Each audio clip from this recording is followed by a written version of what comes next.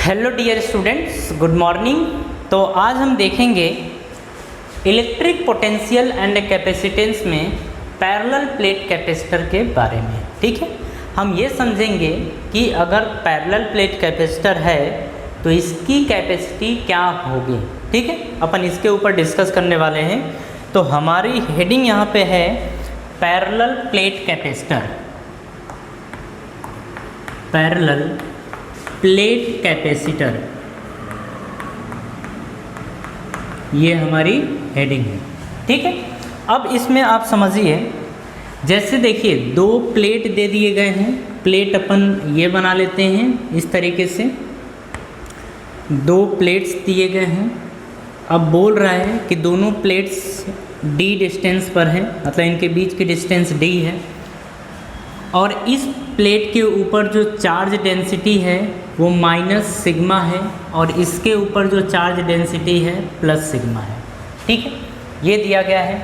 बोल रहा है कि इस प्लेट का एरिया ए है और इस प्लेट का एरिया भी ए दे रखा है। ठीक है, चलिए इसको सॉल्व करने से पहले अपन ये देख लें कि अगर कोई प्लेट होता है, ठीक है, जिसके ऊपर जिसकी चार्ज डेंसिटी सिग्मा होती है, तो इसके कारण किसी पॉइंट पर इधर या इधर कहीं पे भी इलेक्ट्रिक फील्ड की वैल्यू होती है सिग्मा अपॉन 2 एप्सिलॉन नॉट के बराबर। ठीक है, यहाँ पे जो इसके कारण इलेक्ट्रिक फील्ड मिलता है वो सिग्मा अपॉन 2 एप्सिलॉन नॉट के बराबर मिलता है। ठीक है, ये हमें पता है। देखिए, अगर हम बाहर की बात करें, अगर बाहर किसी पॉइंट पर, तो यहाँ पर या यहाँ पर इलेक्ट्रिक फील्ड ज़ीरो होता है। ये हमने प्रीवियस लेक्चर्स में देखे हैं। ठीक है, अब हमें देखना है बीच में कहीं पर, बीच में कहीं पर देखना है इलेक्ट्रिक फील्ड। तो अपन सबसे पहले इसकी कैपेसिटी निकालने से पहले स्टेप अपन समझ लेते हैं। ठीक है, कि अगर कोई पैरेलल प्लेट कैपेसिटर है तो उसका कैपेसिटेंस अगर निकालना है तो हमें कौन से स्टेप फॉलो करने चाहिए। तो देखिए, अगर हमें कैपेसिटी निकालनी है, कैपेसिटेंस निकालना है, तो हमें जो स्टेप फॉलो करने हैं वो देखिए, सबसे पहला ये होता है कि हम इलेक्ट्रिक फील्ड कैलकुलेट कर लें। ठीक है, मतलब इन प्लेट्स के कारण बीच में इलेक्ट्रिक फील्ड कितना होगा ये कैलकुलेट कर लें। और इलेक्ट्रिक फील्ड होता है सिग्मा अपॉन 2 एप्सिलॉन नॉट, ये होता है। लेकिन अभी इसकी चर्चा अपन नहीं कर रहे हैं, अपन ये देख रहे हैं सेकेंड स्टेप होता है कि हम पोटेंशियल डिफरेंस कैलकुलेट करें। ठीक है, फर्स्ट है इलेक्ट्रिक फील्ड, सेकेंड है पोटेंशियल डिफरेंस, पोटेंशियल डिफरेंस ये हम कैलकुलेट कर लें। ठीक है, अगर हम थर्ड स्टेप की बात करें तो थर्ड स्टेप में हम क्या कैलकुलेट कर लेंगे, कैपेसिटेंस, कैपेसिटेंस। ठीक है, यानी कि C कैलकुलेट कर लेंगे। बात मेरी समझ में आ रही है। चलिए अब हम बात करते हैं पहला स्टेप कि हमें इलेक्ट्रिक फील्ड कैलकुलेट करना है। तो हम ये देखना चाहते हैं कि इन पैरेलल प्लेट कैपेसिटर के कारण बीच में किसी पॉइंट पर इलेक्ट्रिक फील्ड कितना होगा। तो हम देखिए, अगर इसके ऊपर इलेक्ट्रिक फील्ड देखना चाहें, ये पॉइंट P ले लें, तो देखिए इस पॉइंट पर इसके कारण इलेक्ट्रिक फील्ड की डायरेक्शन ये रहेगी, हम इसको E1 मान लें। ठीक है, अगर इसके कारण बात करें तो इस पे निगेटिव चार्ज है, तो इसके कारण इस पॉइंट पर इलेक्ट्रिक फील्ड ये रहेगी, इसको हम E2 मान लें। ठीक है, अगर हम P पॉइंट पर इलेक्ट्रिक फील्ड की बात करें, ये फर्स्ट स्टेप है, तो हम लिखेंगे EP is equals to E1 plus E2। ठीक है, ये लिख लेंगे। अब देखिए यहाँ से हम लिखेंगे EP is equals to E1 की वैल्यू क्या होगी, सिग्मा अपॉन 2 एप्सिलॉन नॉट, और E2 की भी वैल्यू होगी सिग्मा अपॉन 2 एप्सिलॉन नॉट। ठीक है, अब जब दोनों का एलसीएम लेंगे तो 2 टाइम एप्सिलॉन नॉट आएगा, ऊपर आएगा सिग्मा प्लस सिग्मा, यानी सिग्मा प्लस सिग्मा, ये आएगा 2 सिग्मा अपॉन 2 एप्सिलॉन नॉट, ये और ये कैंसल आउट हो गया। जो यहाँ पे P पॉइंट पर इलेक्ट्रिक फील्ड मिला है वो मिला है सिग्मा अपॉन एप्सिलॉन नॉट के बराबर। ठीक है, अब देखिए, अगर हमें चार्ज डेंसिटी पता है और हम चार्ज कैलकुलेट करना चाहें तो देखो होता है sigma is equals to charge per unit area. Sigma क्या होता है, चार्ज पर यूनिट एरिया।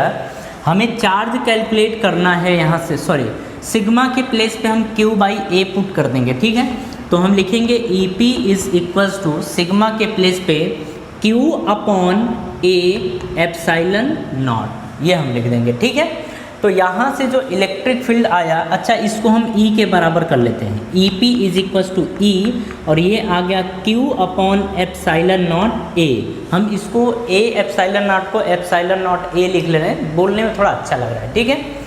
चलो अब हम सेकेंड की बात करते हैं। तो सेकेंड हमें कैलकुलेट करना है पोटेंशियल डिफरेंस यानी V, और V इज इक्वल्स टू होता है E इंटू डी, मतलब ये इलेक्ट्रिक फील्ड है और ये डिस्टेंस है, मतलब ये इलेक्ट्रिक फील्ड और ये दो प्लेट्स के बीच की डिस्टेंस ये दे रखी है, ठीक है। अब यहाँ पे हम इस चीज़ को पहले तो मेंशन कर लें कि E क्या दे रखा है, E है यहाँ पे इलेक्ट्रिक फील्ड। अगर D की बात करें तो D क्या दे रखा है, distance between plates, distance between plates ये दे रखा है, ठीक है। तो V इज इक्वल्स टू, अब E के प्लेस पे पुट करें तो Q upon epsilon naught A, तो हम लिखेंगे Q upon epsilon naught A into D है तो D, ठीक है। तो सेकेंड स्टेप हो गया। अब हम थर्ड कैलकुलेट करेंगे, C is equals to Q upon V, ये होता है, ठीक है। अब देखो Q के प्लेस पे तो Q ठीक है, V के प्लेस पे अपन पुट कर देंगे QD, तो यहाँ लिखेंगे QD। अब देखो अपॉन एप्साइलन नॉट ए है, अपॉन एप्साइलन नॉट ए, ये नीचे जो है ये ऊपर चला जाएगा, रीजन कि ये Q था, Q को अपन Q बाई 1 भी लिख सकते हैं, ठीक है। अब ये बीच का बीच में मल्टीप्लाई होता है और नीचे का ऊपर होता है, तो हम लिख देंगे Q into epsilon naught A upon QD, तो यह आ जाएगा QD। देखो Q से Q कैंसल आउट हो गया, केवल बचा है epsilon naught A upon D, ठीक है। अब यहाँ पे हम क्या देख रहे हैं कि जो C है वो epsilon naught A upon D के बराबर है, ठीक है। हमसे मतलब ये बोला जाएगा कि अगर पैरेलल प्लेट्स हैं तो इनके बीच में जो कैपेसिटेंस मिलेगा या इनके बीच की जो कैपेसिटी होगी वो epsilon naught A upon D के बराबर होगा, ठीक है। ये बात समझ में आ गई। चलिए अब यहीं पे अपन बात कर ले रहे हैं कि जो कैपेसिटेंस है उसकी डिपेंडेंसी किसके किसके ऊपर होती है, ठीक है। किसी पैरेलल प्लेट की कैपेसिटी, किसी पैरेलल प्लेट के कैपेसिटी जो होती है वो किसके किसके ऊपर डिपेंड करता है वो देख लेते हैं। तो देखिए यहाँ से हम देख रहे हैं कि C is equal to epsilon naught A upon D है, ठीक है। तो हम बोलेंगे कि जो C है वो किसके किसके ऊपर डिपेंडेंट है, किसके किसके ऊपर डिपेंडेंट है। तो देखिए अगर फर्स्ट की बात करें तो हम बोलेंगे area of the plate, area of the plate मतलब प्लेट के एरिया पर डिपेंड करेगा। यहाँ से हम क्या बोल सकते हैं कि जो C है वो डायरेक्टली प्रोपोर्शनल टू A होगा। यहाँ से देखिए C और A में क्या रिलेशन है, C directly proportional to A होगा, मतलब प्लेट का एरिया जितना ज़्यादा होगा उसकी कैपेसिटी उतनी ही ज़्यादा होगी। बात समझ में आ रही है। नेक्स्ट की बात करते हैं तो हम बोलेंगे distance between plates, distance between plates, plates के बीच की डिस्टेंस के ऊपर डिपेंड करता है। तो यहाँ से हम बोल सकते हैं कि C inversely proportional to D, C inversely proportional to D मतलब दोनों प्लेट्स के बीच की डिस्टेंस जितनी ज़्यादा होगी कैपेसिटेंस उतना ही कम होगा, ठीक है। ये बात है। नेक्स्ट अपन देखते हैं मीडियम के, ठीक है। तो हम यहाँ पे ये बोल सकते हैं कि थर्ड डिपेंड कर रहा है medium between plates, medium between plates, plates के मीडियम के ऊपर भी डिपेंड करेगा। और यहाँ पे देखिए C directly proportional to epsilon R हो जाएगा, ठीक है। एप्साइलन R, इसे हम क्या बोल देंगे कि ये मीडियम की परमिटिविटी है, या इसी को बोल देंगे अपन डाई इलेक्ट्रिक कांस्टेंट। इसको हम क्या बोलने वाले हैं, हम इसको बोलेंगे इसको K बना लीजिए, इसको K बना लीजिए, ठीक है। तो देखिए K क्या है, डाई इलेक्ट्रिक कांस्टेंट है, डाई इलेक्ट्रिक कांस्टेंट ये, ठीक है। ये या इसी चीज़ को अपन एप्सिलॉन आर से भी दिखा सकते हैं, अपन इससे भी दिखा सकते हैं, वो तो जो जिस तरीके से दिया होगा उस तरीके से अपन कर लेंगे, ठीक है। तो ये बात समझ में आई कि जो कैपेसिटेंस है वो एरिया के ऊपर डिपेंड करता है, दोनों प्लेट्स के बीच की डिस्टेंस के ऊपर डिपेंड करता है, और फिर उन प्लेट्स के बीच में कौन सा मीडियम रखा गया है उसके ऊपर डिपेंड करता है, ठीक है। अच्छा, एक बात आपको नोट, हालांकि जो आपको PDF प्रोवाइड होगा उसमें सारी चीज़ें ये आपको मिल जाएंगी, प्रॉपर नोट्स भी आपको मिल जाएगा, लेकिन हाँ एक बात आपको क्या ध्यान रखनी है, ये बात ध्यान रखनी है कि जो कैपेसिटर होता है, कैपेसिटर में जो एनर्जी होती है, कैपेसिटर में जो एनर्जी होती है वो इलेक्ट्रिक फॉर्म के रूप में होती है या इलेक्ट्रिक फॉर्म में होती है। मैंने क्या बोला कि कैपेसिटर के अंदर जो एनर्जी होती है वो इलेक्ट्रिक फील्ड के फॉर्म में होती है, जबकि अगर सोलेनॉइड की बात करें तो सोलेनॉइड में एनर्जी जो होती है वो मैग्नेटिक फील्ड के फॉर्म में होती है, ठीक है। ये आपको याद रखना है। चलिए ये कॉपी करिए, इसके आगे देखते हैं। चलिए अब अपन बात करेंगे एनर्जी की, ठीक है, कि जो पैरेलल प्लेट कैपेसिटर है उसके बीच में एनर्जी कितनी होगी, ठीक है। तो देखिए U is equals to half CV का स्क्वायर ये होता है, या होता है यहीं से Q स्क्वायर बाई 2C, या होता है हाफ Q इंटू V। ये सारी चीज़ें हमने प्रीवियस लेक्चर में देख रखा है, ठीक है। अगर C की बात करें तो ये होता है epsilon not A upon D, इसे उठा के आप यहाँ या यहाँ पुट कर दीजिए, तो जिस तरीके से डाटा गिवन होगा उसी तरीके से हम पुट करके U की वैल्यू निकाल लेंगे, ठीक है। तो ये तो हो गई एनर्जी। अब हम बात करेंगे एनर्जी डेंसिटी की। अब हम देखना चाहते हैं एनर्जी डेंसिटी, तो एनर्जी डेंसिटी, अब देखिए एनर्जी डेंसिटी क्या होती है, ये होती है energy per unit volume. Energy per unit volume को बोला जाता है एनर्जी डेंसिटी, ठीक है। देखिए ये था, दोनों प्लेट्स के बीच की डिस्टेंस D थी, एरिया A था, ठीक है। अगर हम इसके दोनों प्लेट्स के बीच अगर ये डिस्टेंस दे रखी है, प्लेट्स दे रखा है, एरिया दे रखा है, तो अगर इसके वॉल्यूम की बात करेंगे तो वॉल्यूम क्या होता है, एरिया इंटू एक प्लेट का एरिया और दोनों के बीच की डिस्टेंस, यही हो जाएगा वॉल्यूम, ठीक है। तो एरिया इंटू डिस्टेंस ये बन जाएगा वॉल्यूम के बराबर। बात समझ में आई। तो यहाँ से हम क्या रखेंगे, एनर्जी कितनी है, एनर्जी है हाफ CV का स्क्वायर अपॉन वॉल्यूम कितना दे रखा है, A इंटू D के बराबर, ठीक है। ये चीज़ आ गई। अब देखिए यहाँ से हम क्या करेंगे, C के प्लेस पे वैल्यू पुट करेंगे, तो हाफ C के प्लेस पे epsilon not A upon D ये आएगा, इंटू V का स्क्वायर ये हो गया, अपॉन A इंटू D ये आ गया, ठीक है। अब देखिए इसको सही फॉर्मेट में लिखा जाए तो हम लिख सकते हैं एप्सिलॉन नॉट A V का स्क्वायर अपॉन 2A और D क्या हो जाएगा, D का स्क्वायर, ठीक है। ये आ जाएगा। इसे यहाँ पे समझिए कि हम क्या लिख सकते हैं। चलिए उल्टा चलते हैं, ठीक है, इधर की तरफ। अब देखिए एप्सिलॉन नॉट A, हम epsilon not A upon 2A ये कर दें, ये V अपॉन D, तो V अपॉन D का होल स्क्वायर कर दें, ठीक है। देखिए एरिया से एरिया कैंसल आउट हो गया। V अपॉन D के वैल्यू की बात करें तो V अपॉन D होता है इलेक्ट्रिक फील्ड के बराबर। ये भी चीज़ हमको पता है, हम जानते हैं कि V is equals to E into D होता है, या E equals to V upon D, दोनों बात तो सेम ही है। तो फिर यहाँ से अपन रखेंगे एप्सिलॉन नॉट E का स्क्वायर, V अपॉन D के प्लेस पे कर देंगे E, स्क्वायर है तो स्क्वायर अपॉन 2 ये आ जाएगा, ठीक है। या इसी चीज़ को अपन लिख सकते हैं ऐसे कि हाफ एप्सिलॉन नॉट E का स्क्वायर। देखो आप सभी लोगों को ये याद रखना होगा कि एनर्जी डेंसिटी का फॉर्मूला होता है हाफ एप्सिलॉन नॉट E का स्क्वायर, ठीक है। तो एनर्जी डेंसिटी आप अच्छे तरीके से याद रखिए, ठीक है। आप एनर्जी का फॉर्मूला भी याद रखिए, अगर इस पे बेस्ट क्वेश्चंस आएंगे तो आपसे हो जाएंगे, लेकिन हाँ इस चीज़ को मिस मत करते चलिएगा, ठीक है। चलिए हम आगे बढ़ते हैं, इसके पहले आप कॉपी कर लीजिए।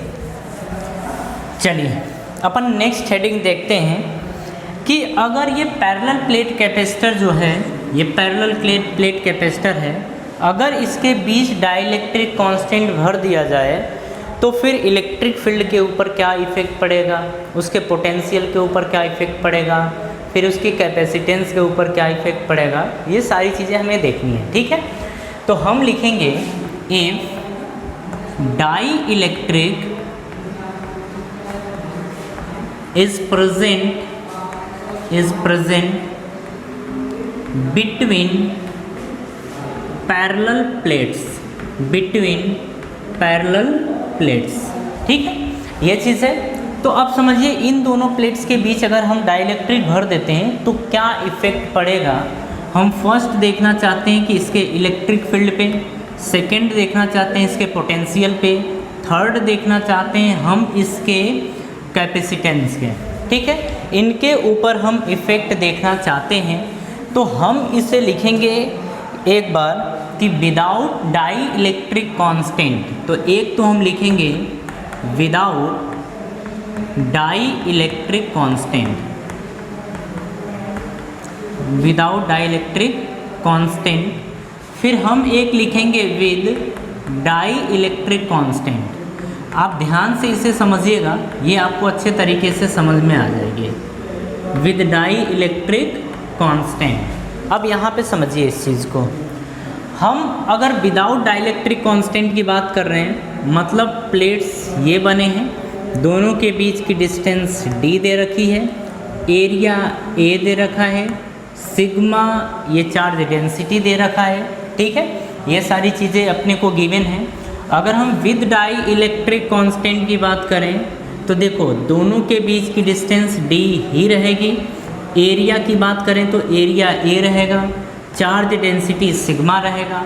बस ये है कि इसके बीच में कुछ मीडियम या कोई मीडियम डाल दिया गया है, ठीक है, या कोई डाई इलेक्ट्रिक कांस्टेंट से ये पूरी तरह भर दिया गया है जिसका डाई इलेक्ट्रिक कांस्टेंट k है, जिसका डाई इलेक्ट्रिक कांस्टेंट क्या है, k है, ठीक है। अब हमसे पूछ रहा है कि यहाँ पे कैपेसिटी, यहाँ पे कैपेसिटी क्या होगी, यहाँ पे पोटेंशियल, यहाँ पे पोटेंशियल क्या होगा, यहाँ की इलेक्ट्रिक फील्ड और यहाँ की इलेक्ट्रिक फील्ड क्या होगी, ठीक है। अब चलिए सबसे पहले बात कर लेते हैं, इसके लिए हम बात करेंगे इलेक्ट्रिक फील्ड का। तो electric field E is equals to होता क्या है यहाँ पे, sigma upon epsilon naught, sigma upon epsilon naught, ये हमने देखा था अभी, ये होगा, ठीक है। सिग्मा क्या होता है यहाँ पे, सिग्मा होता है चार्ज पर यूनिट एरिया, तो हम यहाँ से रख देंगे Q upon epsilon naught A, ठीक है, Q अपॉन A आ गया, सिग्मा के प्लेस पे एप्साइलन नॉट, तो एप्साइलन नॉट था तो ये आ गया, ठीक है। लेकिन हमें पता है कि अगर मीडियम है और मीडियम में इलेक्ट्रिक फील्ड अपन कैलकुलेट करते हैं तो ये कम हो जाती है, इलेक्ट्रिक फील्ड क्या हो जाती है, कम। अगर मीडियम्स के बीच में देखा जाए, जैसे अपन ये दो प्लेट्स रखे हैं, ठीक है, इसकी बीच की इलेक्ट्रिक फील्ड अगर E है तो देखिए जब इसके अंदर मीडियम डाल देते हैं तो जो बीच की इलेक्ट्रिक फील्ड होगी वो पहले के कंपैरिजन में कम हो जाती है, और कितना कम होता है, जितना इसका डाई इलेक्ट्रिक कांस्टेंट होता है, ठीक है। तो ये EM is equals to E upon K आ गया। अब E के प्लेस पे देखिए Q upon epsilon naught A है, तो हम लिखेंगे यहाँ पे Q upon epsilon naught A, और नीचे K तो है ही, तो ये या इसे लिख सकते हैं Q upon K time epsilon naught A, अपन ये लिख सकते हैं, ठीक है। चलिए अब सेकंड की बात करें, इसमें आपको कोई डाउट नहीं होना चाहिए, क्योंकि इसके बीच में अगर इलेक्ट्रिक फील्ड की बात करें तो पहले के कंपैरिजन में कम हो जाएगा, और कितना कम होगा कि टाइम कम हो जाएगा, ठीक है। चलिए अब नेक्स्ट की बात कर रहे हैं पोटेंशियल की, तो V इज इक्वल्स टू होता है E इंटू डी, ठीक है। अगर इलेक्ट्रिक फील्ड की बात करें तो देखिए Q upon epsilon naught A into D, ये आ जाएगी इलेक्ट्रिक फील्ड, ठीक है। सॉरी पोटेंशियल आ जाएगा, इसके बीच की पोटेंशियल डिफरेंस ये आ जाएगी। यहाँ पे अब देखना है हमें, तो हम लिखेंगे मीडियम में इलेक्ट्रिक मीडियम में पोटेंशियल, यानी V M is equals to आ जाएगा ई एम इंटू डी, क्योंकि डिस्टेंस इनके बीच की तो कम ज़्यादा करनी नहीं है, जो डिस्टेंस है वो डिस्टेंस रखनी है, बस इलेक्ट्रिक फील्ड ई के जगह क्या आ जाएगा ई एम, ठीक है, इज इक्वल्स टू, अब ई एम के प्लेस पे देखिए क्या दिया है, यहाँ पे दिया है Q अपॉन के टाइम एप्साइलन नॉट ए। देखिए इलेक्ट्रिक फील्ड के प्लेस पे ई एम के प्लेस पे ये वैल्यू अपन पुट कर देंगे, इनटू ये आ गया डी, तो इसे हम लिख सकते हैं 1 अपॉन के टाइम ये आ जाएगा Q upon epsilon naught A into D, ठीक है, ये आ जाएगा। मतलब हम ये बोलेंगे कि जो पोटेंशियल है वो पहले के कंपैरिजन में कितना कम हो गया है, के टाइम कम हो गया है, ठीक है। तो हम यहाँ से बोल सकते हैं कि वी एम की जो वैल्यू है वो वी अपॉन के बराबर होगी, ठीक है। मतलब पोटेंशियल पहले के कंपैरिजन में के टाइम कम हो जाएगा, ये बात समझ में आ गई। थर्ड की बात करते हैं अपन कैपेसिटेंस की, तो C इज इक्वल टू होगा Q अपॉन V, ठीक है। जब Q के प्लेस पे तो Q रखेंगे, पोटेंशियल के प्लेस पे रखेंगे अपन QD upon epsilon naught A, जब इसे अपन कट पीट करेंगे तो आएगा epsilon naught A upon D, तो इस प्लेट्स के बीच की capacity epsilon naught A upon D के बराबर आ गई है, ठीक है। अब हम यहाँ पे बात कर रहे हैं CM, मतलब मीडियम में कैपेसिटेंस बढ़ेगा कि कम होगा ये हमें देखना है। तो CM is equals to Q upon VM लिख देंगे, तो क्या लिखेंगे Q अपॉन VM ये लिख देंगे इज इक्वल्स टू, अब देखिए Q के प्लेस पे तो Q रहेगा, लेकिन VM के प्लेस पे हम रखेंगे 1 अपॉन K। अब देखिए अंदर Q upon epsilon naught A into D ये आ जाएगा, ठीक है। देखिए यहाँ से Q से Q कैंसल आउट हो जाएगा, Q से Q कैंसल आउट हो जाएगा, जो नीचे का पोर्शन है वो ऊपर उठ के चला जाएगा, तो ये आ जाएगा K time epsilon naught A upon D. थोड़ा सा आपको इस चीज़ को संभाल लेना है, जो नीचे वाला K एप्साइलन नॉट A है ये ऊपर चला जाएगा, और ऊपर चला जाएगा तो K epsilon naught A upon D बचेगा। अब यहाँ से हम कर सकते हैं इसको कि K epsilon naught A upon D ये हम कर सकते हैं। देखिए epsilon naught A upon D क्या है, C के बराबर है, तो हम यहाँ से बोल सकते हैं, इसको हम इधर लेके आते हैं कि CM तो ये K तो ठीक है, लेकिन epsilon naught A upon D किसके बराबर है, C के बराबर है, ठीक है। तो हम यहाँ से बोलेंगे CM is equal to K time C, यानी कि जो कैपेसिटी है इस पैरेलल प्लेट की वो K टाइम बढ़ जाएगी, K टाइम इसकी कैपेसिटी बढ़ जाएगी। बात समझ में आई? चलिए इसे कॉपी करिए। चलिए इसमें आप एक चीज़ और यहाँ पे समझ लीजिए कि देखिए यहाँ से देखिए जो मीडियम में पोटेंशियल है वो पहले के कंपैरिजन में कम हुआ है, ठीक है। मीडियम में जो पोटेंशियल है वो पहले के कंपैरिजन में कम हुआ है, तो हम यहाँ पे बोलते हैं कि Vm की वैल्यू अगर कम होगी, Vm की वैल्यू अगर कम होगी तो Cm की वैल्यू इंक्रीज कर जाएगी, ठीक है। यहाँ पे ये ध्यान हमें रखना है, और ये ध्यान क्या रखना है, ये चीज़ तो प्रूफ हो गई है कि पोटेंशियल क्या हो रहा है, कम हो रहा है। जब पोटेंशियल कम हो रहा है तो इन पैरेलल प्लेट्स के बीच की कैपेसिटी क्या हो रही है, इंक्रीज कर जा रही है, ठीक है। एक बात आपको और याद रखना है कि अगर पैरेलल प्लेट्स हैं, ठीक है, और पैरेलल प्लेट्स के अंदर अगर पैरेलल प्लेट्स के बीच लगने वाले अगर फोर्स की बात करें तो पहले के कंपैरिजन में इनके बीच में अगर कोई पार्टिकल रख दें तो उस पर लगने वाला फोर्स कम हो जाएगा, ठीक है।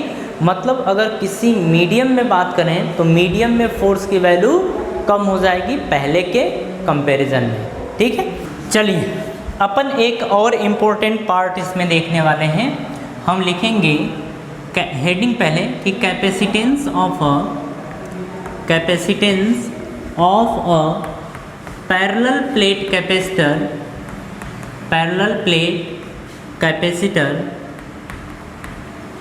partially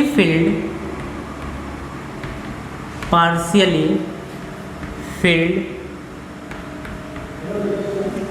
with a dielectric, partially filled with a dielectric, ये हमारी हेडिंग है। अब यहाँ पे समझिए कि इस हेडिंग का क्या मतलब है। तो देखिए पूरा स्टेप आप ध्यान से रखिएगा, कभी भी इस तरीके का अगर क्वेश्चन आएगा तो आपसे छूटेगा नहीं, ठीक है।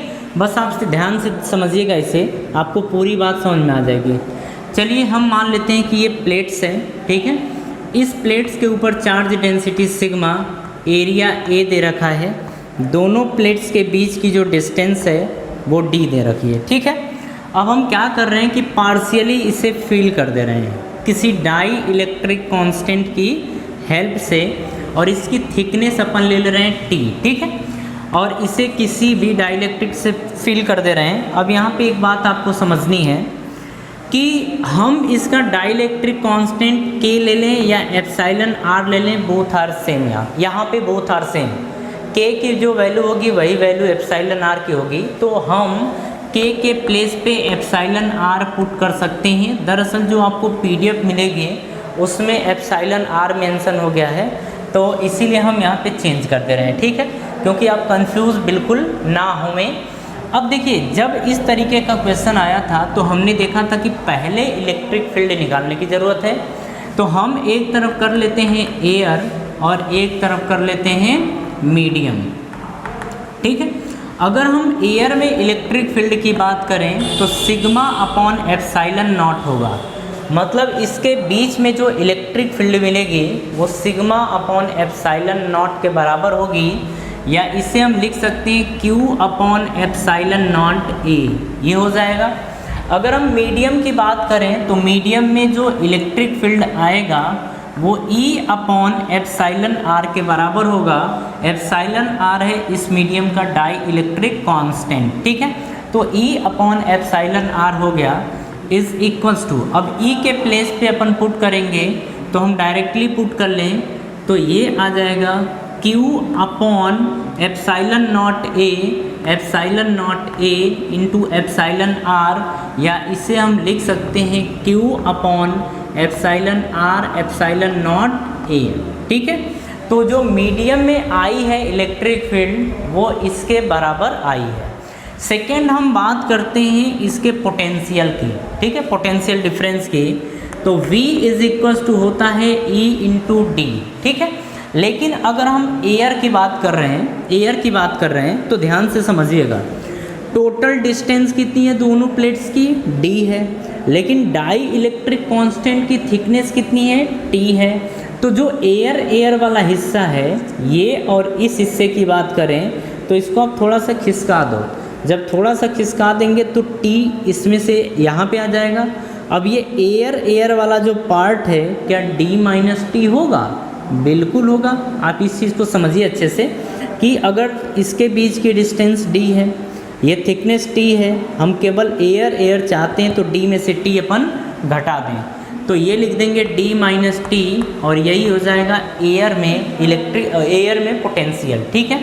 तो V इज इक्वल्स टू आ जाएगा, अब यहाँ से आप लिख सकते हैं Q अपॉन एप्सिलॉन नॉट ए D माइनस टी के बराबर, ठीक है। तो ये आ गई यहाँ की पोटेंशियल।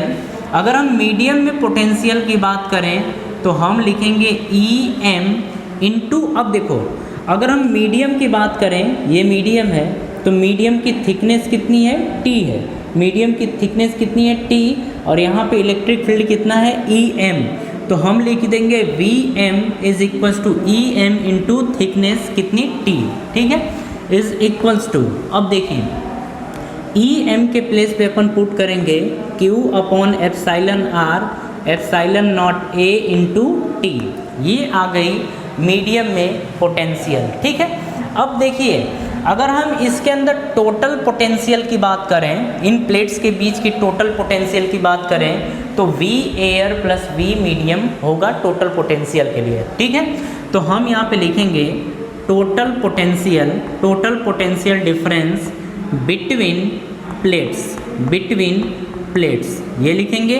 तो हम लिखेंगे यहाँ पे V net is equals to V air, या इसको V प्लस वी एम अपन ये भी लिख सकते हैं इज इक्वल्स टू, अगर V की बात करें तो V कितना दे रखा है, दे रखा है Q upon epsilon naught A, ये आ जाएगा D माइनस टी के बराबर, ये आ गया, प्लस VM, अगर VM की बात करें तो ये आ गया Q upon epsilon R epsilon naught A into T के बराबर, ये आ गया। ठीक है, इतनी बात समझ में आई। अब देखिए यहाँ से अपन क्या कर सकते हैं कि Q epsilon naught A common ले सकते हैं, तो Q epsilon naught A common ले लेंगे क्योंकि ये दोनों में है, Q एप्साइलन नॉट A दोनों में है। अब अंदर क्या बचेगा, अंदर बचेगा D माइनस टी, तो D minus T plus T upon epsilon R बचेगा, तो T अपॉन एप्साइलन R, ये आ गया V नेट की वैल्यू, क्या आ गया V नेट की वैल्यू, मतलब इस प्लेट्स के बीच जो टोटल पोटेंशियल है वो इतना होगा। ठीक है, चलिए इसके बाद अपन बात करते हैं थर्ड स्टेप की, और थर्ड स्टेप होता है हमारा कैपेसिटेंस। ठीक है, अब हम डायरेक्टली मीडियम में ही ना देख लें, तो हम देखेंगे क्या यहाँ पे कि C इज़ इक्वल्स टू, मतलब टोटल कैपेसिटेंस की बात कर रहे हैं अब इसके बीच, C is equals to Q upon V net, अपन ये लिख देंगे। ठीक है, इज़ इक्वल्स टू Q की वैल्यू तो Q है, V नेट की अपन बात करें तो ये लिखा है Q upon epsilon naught A, अब यहाँ पे है D minus T plus T by epsilon R, ये दे रखा है। ठीक है, अब देखिए यहाँ से Q से Q कैंसल आउट हो गया, एप्साइलन नॉट A ऊपर चला जाएगा, तो हम लिखेंगे C is equals to epsilon naught A, ये ऊपर चला गया, एप्साइलन नॉट A ऊपर चला गया, नीचे बचा है ये पोर्शन, तो ये आ गया D minus T plus T by के। ठीक है, ये आ गया हमारा कैपेसिटेंस, मतलब इस प्लेट के बीच में अगर कोई डाई इलेक्ट्रिक या कोई मीडियम डाल देते हैं तो जो कैपेसिटेंस मिलता है वो D minus T plus T by के बराबर होता है। ठीक है, बात समझ में आ गई, प्रूविंग समझ में आई किस तरीके से हमने प्रूव किया है, तो ये आप अच्छे तरीके से समझ लीजिएगा, और इस तरीके की डेरिवेशन आपसे इस क्लास के अंदर या एग्ज़ाम के अंदर पूछी भी जाती है। ठीक है, चलिए अब इसी में अपन कुछ कंडीशंस की बात कर लेते हैं। ठीक है, इसी की हेल्प से कुछ कंडीशन देख लेते हैं कि कब क्या मिलने वाला है। अब हम यहाँ पे ये बोल देते हैं फर्स्ट यहाँ पे कि if air is present between plates, first है कि if air is present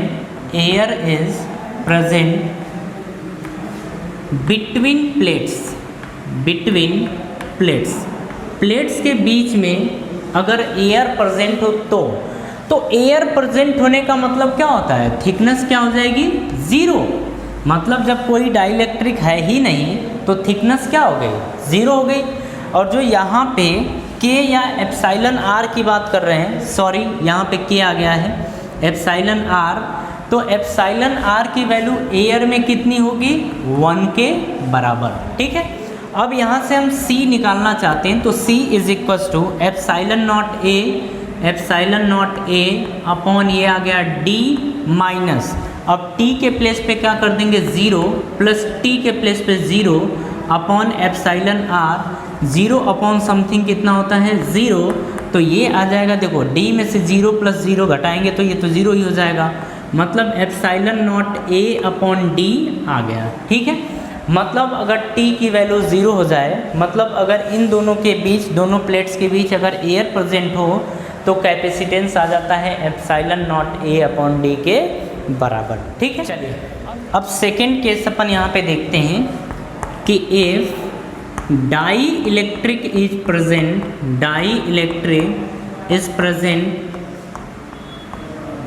between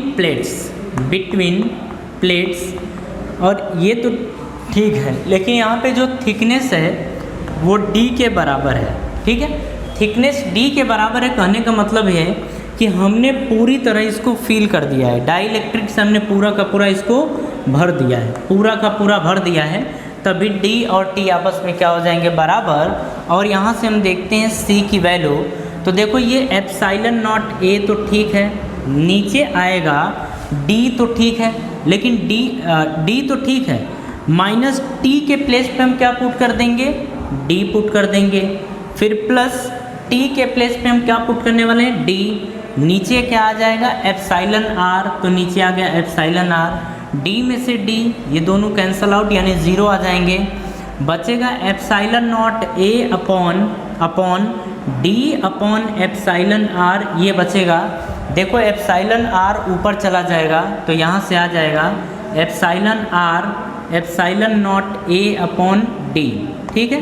epsilon naught A upon D A आ जाएगा।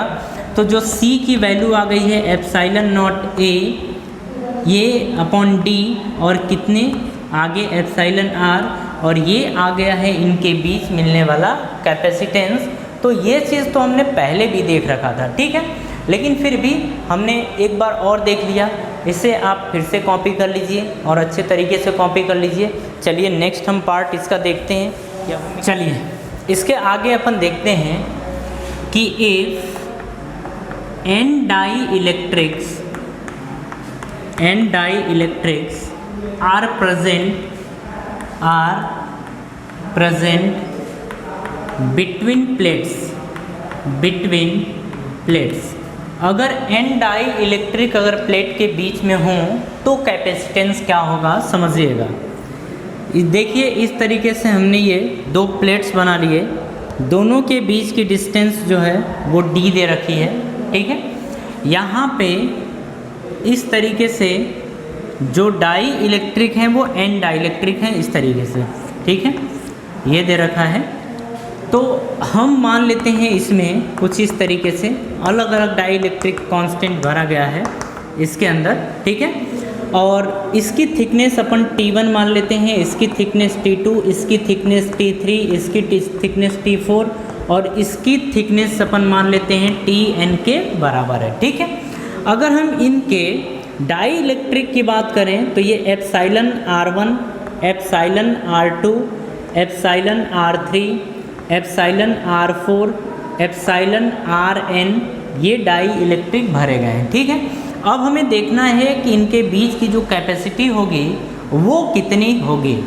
तो देखिए यहाँ से हम देखेंगे C इज इक्वल्स टू, इसका जो एरिया है वो A दे रखा है, ठीक है, एप्साइलन नॉट A अपॉन, अब यहाँ पे देखिए लिखेंगे दोनों प्लेट्स के बीच की डिस्टेंस D ये दे रखी है, प्लस माइनस इसके बाद ये आ जाता था कि जो डाई इलेक्ट्रिक है, इस डाई इलेक्ट्रिक की जो थिकनेस होती थी वो थिकनेस अपन घटा देते थे, ठीक है, मतलब हम कर देते थे -T, ठीक है।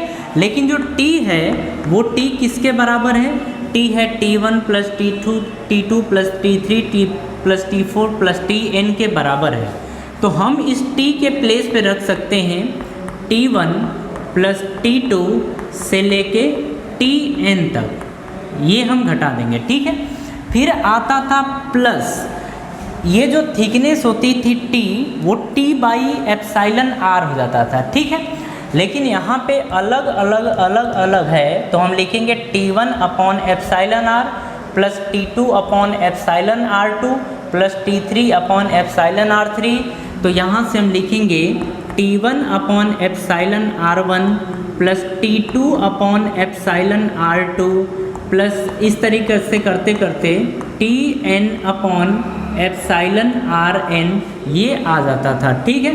और यही होता है कैपेसिटेंस जब n डाई इलेक्ट्रिक भरे हों। तो देखिए आप इस चीज़ को अच्छे से याद कर लीजिए, आप देख लीजिए कि किस तरीके से चीज़ें रिलेट होके हमारे सामने आ रही हैं, ठीक है। तो इसे कॉपी करिए, इसके हम आगे की बात करते हैं, और ठीक है कॉपी करिए।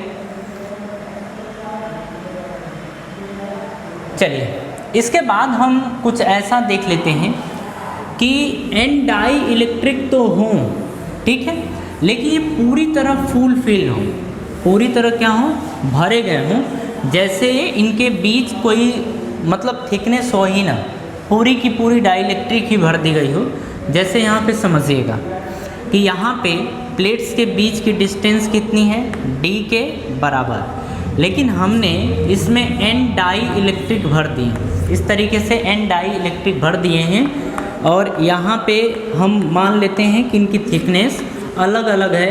इसकी थिकनेस T1, इसकी थिकनेस T2, इसकी थिकनेस T3, T4 और ये थिकनेस है Tn के बराबर। ठीक है, अब इसका dielectric constant epsilon R1, epsilon R2, epsilon R3, epsilon R4, epsilon Rn ये डाई इलेक्ट्रिक भरे गए हैं। ठीक है, अब हमसे क्या पूछ रहा है, हमसे पूछ रहा है C।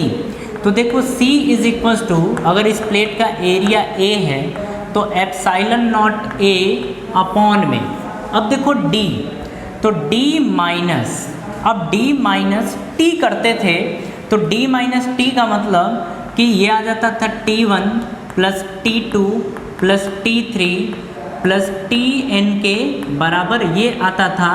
अब इसके बाद हम क्या करते थे, प्लस प्लस इसके बाद T1 upon epsilon R1, T1 upon epsilon R1 plus T2 upon epsilon R2, तो T2 अपॉन एप्सिलॉन R2, इसी तरीके से करते करते Tn अपॉन एप्सिलॉन Rn ये हो जाता था। ठीक है, लेकिन यहाँ पे एक चीज़ समझिए कि जो D है ए मतलब दोनों प्लेट्स के बीच की डिस्टेंस क्या इनके सम के बराबर नहीं है ना। मतलब हम यहाँ पे बोलने वाले हैं कि जो D की वैल्यू है वो T1 प्लस T2 प्लस करते करते Tn के बराबर है। मतलब ये है कि जो T1 plus T2 plus T3 plus Tn है इसके प्लेस पे हम D पुट कर देंगे तो D माइनस D क्या हो जाएगा, 0।